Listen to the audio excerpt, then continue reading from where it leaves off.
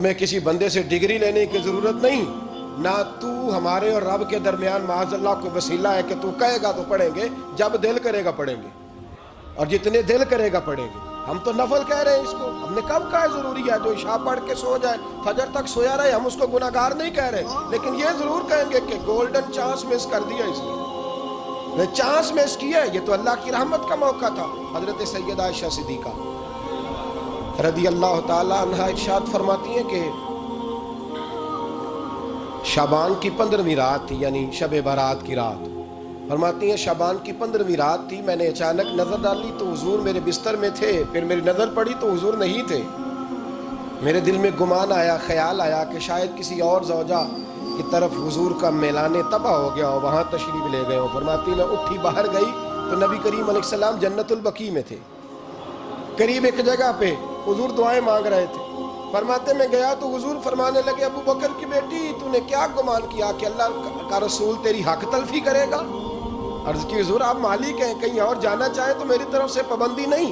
کہتی ہے وہاں کھڑے کھڑے میرے رسول کریم نے بیان فرمایا، یہ ترمذی کے لفظ ہیں، حضور نے فرمایا عائشہ یہ شعبان کی 15ویں رات ہے، مدینے میں سب سے زیادہ بکریاں بنو کلب کا قبیلہ پالتا تھا، فرمایا آج کی رات بنو کلب کے قبیلے کی بکریوں کی تعداد کے مطابق اللہ میری امت کے لوگوں کی بخشی فرما دے گا۔ یہ وہ رات ہے۔ جناب عائشہ صدیقہ رضی اللہ تعالیٰ عنہ نے بات رات کو سنی تنہائی میں نبی پاک سے، رات کو تنہائی میں حضور سے سنی، سویرے جناب عائشہ نے کل امت کو بتائی۔ اگر یہ بات اہمیت والی نہ ہوتی تو بی بی صاحبہ آگے روایت کرتی، یہ کتابوں میں آتی، یہ لوگوں کو بتاتی۔ حضرت عائشہ نے روایت کیا اور مولا علی شیر خدا نے تو کھل کے کہا، ابن ماجہ میں حضرت علی سے پیار کرنے والوں کے لیے الگ عنوان، مولا علی نے کھل کے فرمایا شعبان کی 15ویں رات کو رات عبادت کرنا اور سویرے روزہ رکھنا۔ حضرت علی کے لفظ بائی نہیں سیاستہ میں، رات کو روز عبادت کرنا، دن کو روزہ رکھنا۔ ویسے تو رب کریم ہر روز تہجد کے وقت پہلے آسمان پر نزول اجلال فرماتا ہے اور لوگوں کو فرماتا ہے کوئی بخشش مانگنے والا، اور فرمایا ہر روز تہجد کے وقت یہ اعلان ہوتا ہے، پر شب برات کو نا شروع رات سے یہ اعلان شروع ہو جاتا ہے۔ ادھر دیکھو میری طرف، مغرب سے اعلان شروع ہو جائے گا۔ اللہ کرے آپ کو سمجھ آئے، اللہ کرے آپ کو، اور بھئی یہاں بار لوٹ سیل لگ جائے، یہاں ابھی سیل لگ جائے، 5000 والا جوڑا 1500 میں تو رش ختم ہوگا۔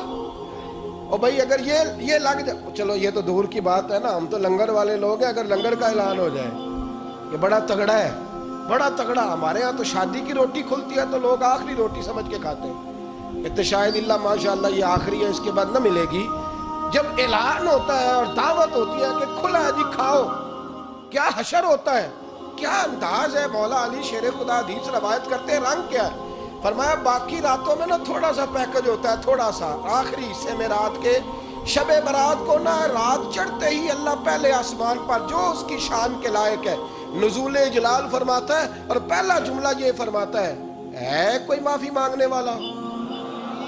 اللہ کرے آپ کو سمجھ آئے، یعنی معافی دینے والا کہہ رہا ہے چلو آؤ ادھر آؤ ذرا معافی مانگو، میں معاف کرنے آیا ہوں، مانگو معافی۔ ہے کوئی معافی مانگنے والا؟ معاف کر دیں گے۔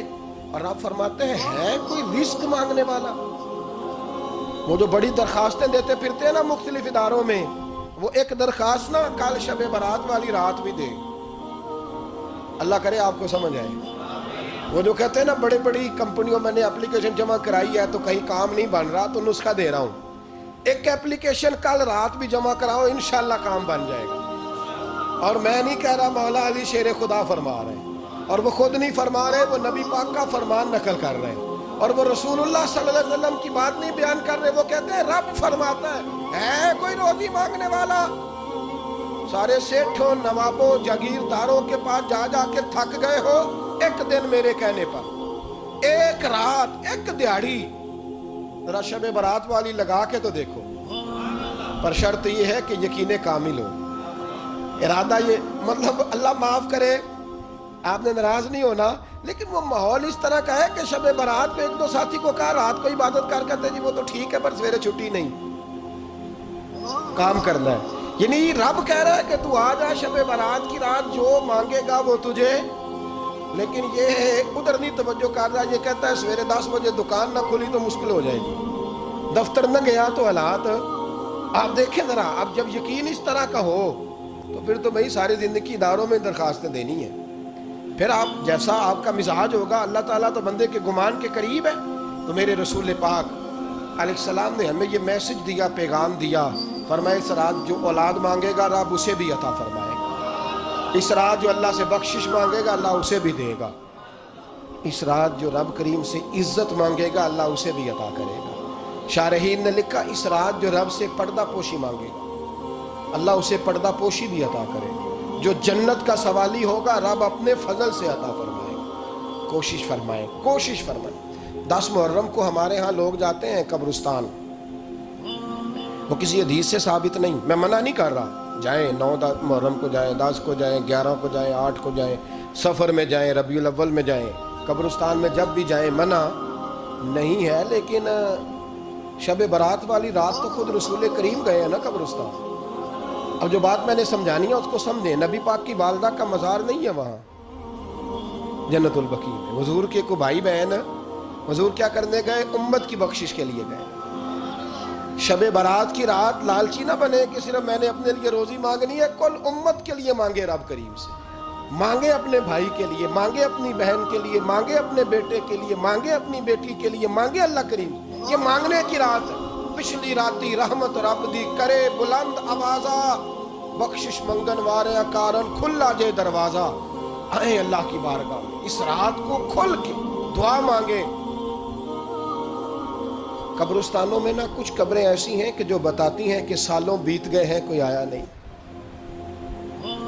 کچھ قبریں بتاتی ہیں. اور کچھ بڑے قبرستان بڑے شہروں میں ایسے بھی ہیں کہ جن کا گورکن کہتا ہے کہ مجھے کمیٹی نے کہہ دیا ہے جہاں 4-5 سال کوئی نہ آئے وہاں نئی قبر بنا دیا کرو. وہاں نئی قبر بن جاتی ہے معاذ اللہ. او بھائی کچھ ہیں ایسے، کچھ ہیں. یہ جائیں نا اکبر بادشاہ یہاں لیٹا ہے لاہور میں، شعر لکھا ہوا ہے بر مزارے ماں غریباں نے گلے پروانہ سوزز نے صدائے بلبلے. فارسی کا مقولہ لکھا ہے اس کی قبر پہ، کہتا ہے میں وہ غریب ہوں. عالم بادشاہ ہے مقبرے میں لیٹا ہے، کہتا ہے میں وہ غریب ہوں کہ نہ یہاں کوئی پروانہ آتا ہے نہ بلبل آ کے گیت گاتی. کوئی آتا ہی نہیں، کوئی فاتحہ نہیں پڑھتا، کوئی فاتحہ نہیں پڑھتا. او بھائی کئی قبریں ایسی ہیں جن پہ سالوں بیت گئے کوئی لوٹا نہیں. اور مشکات میں حدیث ہے میرے نبی کریم علیہ السلام نے فرمایا جو قبر میں ہوتا ہے وہ تو اس آدمی کی طرح ہے جو دریا میں ڈوب رہا ہے اور وہ انتظار کر رہا ہے کہ میرا بیٹا میرے لیے دعا مانگے، میری بیٹی دعا مانگے. پر بیٹے کو تو 27 سال ہو گئے، ملک سے باہر ہے. کاغذ بنے گے تو ابے کی قبر پہ آئے گا نا، اس کے تو کاغذات ہی نہیں مکمل ہو رہے. وہ بیٹے کو تو مشکل ہے بڑی، وہ تو کاغذات نہیں بن رہے. وہ تو دولت کا مطالبہ پورا ہوگا تو جبھی وہ کام ہوگا نا. انتظار ہو رہا ہے قبروں میں میرا بیٹا دعا کرے، میرا بھائی دعا کرے. اور اگر بچہ دفن ہے تو وہ کہتا ہے میری ماں دعا کرے، میرا باپ دعا کرے. کوشش کریں شب برات بعد از مغرب یہ رواج پیدا کریں. یہ رسول اللہ کا طریقہ ہے صلی اللہ علیہ وسلم. قبرستان میں جائیں اور جا کر کے وہاں اللہ تبارک و تعالیٰ سے دعا مانگیں کہ یا اللہ جو اس قبرستان میں لیٹے ہیں وہ بھی، اور جو آج تک کلمہ پڑھنے والے دنیا سے گئے وہ بھی، اور جو قیامت تک جائیں گے وہ بھی. اے اللہ تو سب کی بخشش فرما دے. اللہ کی رحمت کو محدود نہ کرے کہ صرف مجھے بخش دے، اسے کہیں یا اللہ کل کی بخشش فرما. ساری امت کے لیے دعا کریں. شب برات کی رات نفل پڑھیں. ہمارے ہاں محفل ہوتی ہے ہر سال الحمدللہ، بڑے شوق سے بڑا خوبصورت ہم اہتمام کرتے ہیں. لیکن میں اکثر دوستوں سے کہا کرتا ہوں کہ جن کو اکیلے میں نفل پڑھنے میں مزہ آئے وہ اکیلے میں پڑھیں. کتنی کھلی بات کر رہا ہوں. میں پابند نہیں کر رہا کہ آپ یہاں آئیں گے محفل میں آئیں گے ضروری ہے. بھئی آپ کو اکیلے میں مزہ آتا ہے نا. کچھ لوگ تنہائی میں ہو تو دل زیادہ لگتا ہے، وہ تنہائی میں کریں اللہ اللہ کوئی عرض نہیں. لیکن کچھ ایسے ہیں کہ نعت سنتے ہیں تو دل نرم ہوتا ہے، تقریر سنتے ہیں تو دل نرم ہوتا ہے. تو جن کا اس طرح نرم ہوتا ہے وہ مسجد میں آئے بات سنیں. کچھ کو سب کے بیچ بیٹھ کے رونا آتا ہے. حضرت سعدی شیرازی فرمایا کرتے تھے کچھ لوگوں کے آنسو مجھے رلا جاتے ہیں. فرماتے ہیں کچھ کی آنکھیں دیکھ کے رو پڑتا ہوں، لہٰذا میں جب بھی ذکر کرتا ہوں محفلوں میں بیٹھ کے کرتا ہوں. تنہائیوں میں مجھ سے نہیں ہوتا، تو جس سے نہیں ہوتا وہ آئے نا، مسجد میں آئے، رات عبادت کرے. کل مغرب سے پہلے کام سمیٹ لے سارے، اور مغرب کے بعد یہ رات شروع ہوگی. مغرب کے بعد ایک چھٹی کر لو اللہ رسول کے لیے، کر لیں گے انشاءاللہ تعالی ایک چھٹی. اور توبہ کی رات ہے یہ، توبہ کرنی. توبہ کس کو کہتے ہیں؟ توبہ کا معنی ہے پچھلے گناہ پر پچھتانا، شرمسار ہونا. کہتے نہیں اے کاش میں نہ کرتا، اور وہ لفظوں میں نہیں، جملوں میں نہیں، توبہ رٹی رٹائی نہیں، شرمسار ہونا اور آئندہ گناہ نہ کرنے کا پکا ارادہ کرنا، اس کا نام توبہ ہے. دیکھیں اللہ تعالیٰ فضل کرے، میں نے پچھلے سال کہا تھا، پھر کہتا ہوں، مسجدوں سے نا شب برات کی رات، شب قدر کی رات چیخوں کی آوازیں آتی ہیں، لوگ اتنا روتے ہیں نا. رونا چاہیے، کم روتے ہیں، زیادہ رونا چاہیے. لیکن سوال یہ ہے کہ اتنا زیادہ لوگ شب برات کی رات روتے ہیں، کیا پھر سویرے بددیانتی ختم ہو جاتی ہے؟ جو رات مسجد میں کھل کے رو کے آیا ہے، اس کا پروگرام ہے نا کہ اب ملاوٹ کبھی نہیں کرے گا، اب گاہکوں سے جھوٹ کبھی نہیں بولے گا، اب وہ بددیانتی کا معاملہ کبھی نہیں کرے گا. لیکن رات روتا بھی رہے اور سویرے پروگرام یہ ہو کہ میں نے پھر لوگوں کو فریب دینا ہے، داؤ لگانا ہے، تو اس نے توبہ کیا رات کے یہاں بس یہ ایکٹنگ کر کے لوٹ آیا. یعنی بڑی سجا بنا کر کے سوار کر کے رات توبہ کی. کیا مطلب ہے توبہ کا؟ کہ توبہ آپ نے کی. حضرت حسن بصری سے کسی نے کہا توبہ کیا ہے؟ فرمانے لگے توبہ یہ ہے کہ جس گلی سے رب نے تجھے منع کیا ہے دوبارہ پھر تو اس گلی میں نظر نہ آئے، تو نظر ہی نہ آئے. اور جس جگہ جانے کا رب نے تجھے حکم دیا ہے پھر تو دوبارہ وہاں سے غیر حاضر نہ ہو. اگر یہ پروگرام ہی نہیں، ارادہ ہی نہیں. بچے ایک دو مجھے کہنے لگے کل حضرت صاحب توبہ کے موضوع پر ہم نے گفتگو کرنی ہے، تو کوئی باپ بتائے کہاں پہ ہے. کچھ بچے شاگرد ہیں، کچھ مسجد و مجمع پڑھاتے ہیں. ایک نے مجھ سے کہا، تو میں نے کہا بیٹے پہلے مسجد میں جاؤ، 2 نفل پڑھو، توبہ کرو، توبہ کا ارادہ بناؤ. یہ رسم نہیں ہے. وہ نعت خواہ بھی تو توبہ کر لینا جو شب برات کے دن لوگوں کو توبہ کرانے آیا ہے اور 25,000 کا سودا کر کے آیا ہے. تو آج اس کام سے تو توبہ کرنا، یہ نوٹ پھکوانے سے تو توبہ کرنا. یہ رسم ہے.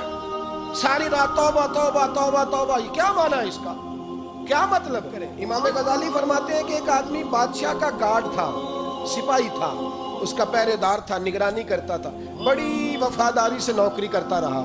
بادشاہ نے اسے تنخواہ کے علاوہ بھی بڑا نوازا. اسے بادشاہ نے بڑے الاؤنسز دیے، بادشاہ نے بڑا کچھ دیا، مکان دیا. کچھ سالوں کے بعد بادشاہ کو پتا چلا کہ یہ میرے لیے نہیں آتا تھا، اس کی تو میری کنیز پر نظر تھی. اس نے تو رات کی ڈیوٹی اس لیے لگوائی تھی کہ کنیز پر نظر تھی. تو امام فرماتے ہیں کہ بتاؤ پھر وہ بادشاہ اس کے ساتھ کیا سلوک کرے گا؟ وہ کیا سلوک کرے گا؟ تو لوگ کہنے لگے حضور لگتا یہ ہے کہ وہ نا 4-5 حصوں میں کاٹ کے تو کتوں کے آگے پھینکے گا. آپ فرمانے لگے میرا رب تو بڑا ہی قریب ہے، وہ تو ایسے نہیں کرتا. لیکن بتلاؤ اگر اسے پتا چلے کہ یہ رسم کے لیے آیا ہے، اس کی تو نظر ہی مال پہ ہے، یہ تو سویرے بدلے گا نہیں، یہ تو دھوکہ دے رہا ہے، یہ تو توبہ کرنے آیا ہی نہیں، اس نے تو ڈھونگ رچایا ہے، اسے تو پہلے سے خبر ہے. تو پھر تم کیا امید رکھتے ہو؟ پھر کیا رویہ رکھتے ہو؟ شب برات کی رات دھاڑے مار مار کے رونا اور صبح اسی طرح دھوکہ دینا، اسی طرح فریب کرنا، اسی طرح جھوٹ بولنا، اسی طرح بددیانتی کرنا، اسی طرح لوگوں کو لوٹنا. تو یہ رسم نہیں ہے توبہ. توبہ تو بدل جانے کا نام ہے، توبہ تو پھر سنور جانے کا نام ہے. توبہ تو اس طرح ہے جس طرح حضرت ابراہیم ابن ادھم نے کی تھی. وقت کے بادشاہ تھے بادشاہ، جب توبہ کی تو پھر ہر چیز چھوڑ دی، پھر مال لوگوں میں بانٹ دیا اور پھر ٹاٹ کا لباس پہن کر زندگی گزاری.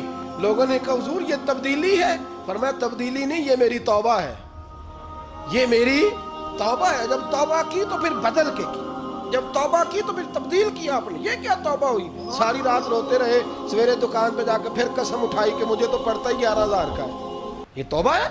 تو آپ نے اور میں نے توبہ کرنی ہے تو انشاءاللہ تعالیٰ اس طرح کرنی ہے کہ پھر 15ویں شعبان کو بدل جائے. یہ جو موقع آتے ہیں نا شب برات کے، شب قدر کے، یہ بنیادی طور پر اللہ تعالیٰ کی طرف سے دی ہوا موقع ہوتا ہے کہ چلو تمہیں چانس دیتے ہیں، تمہیں چانس دیتے ہیں. پابندی کوئی نہیں.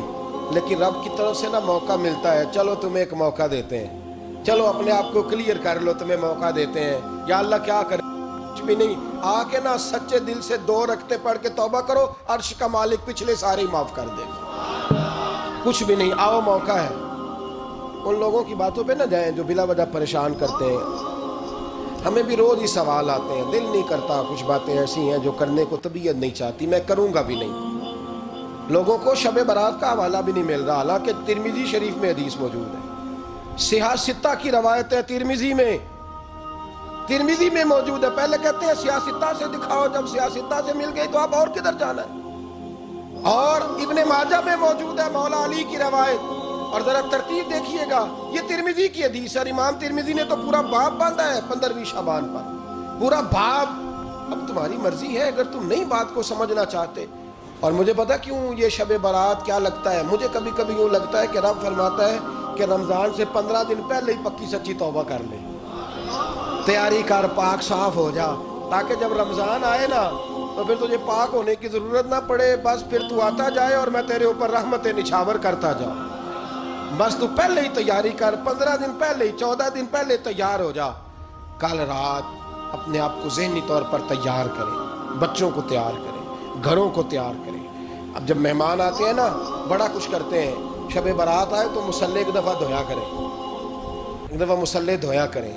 فرش دھوتے ہیں نا، مہمانوں نے آنا ہے تو ایک کمرے کا فرش دھو کے صاف کریں کہ خواتین نے یہاں ساری رات نماز پڑھنی، یہ ارادے بنائیں۔ جس طرح آپ کہتے ہیں نا رات کو سفر کرنا ہے تو دوپہر میں تھوڑا آرام نہ کر لوں تو کل دوپہر میں آرام کر لیں، تاکہ رات کو رب رب کرنا آسان ہو جائے، اللہ کی بارگاہ میں بیٹھنا آسان ہو جائے۔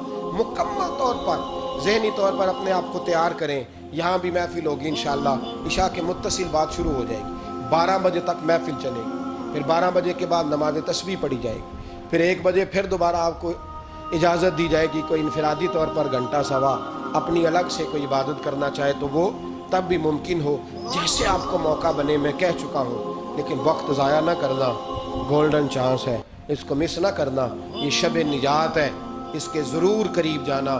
رب کریم سمجھنے کی توفیق عطا فرمائے۔ آخر دعوایا ان الحمدللہ رب العالمین۔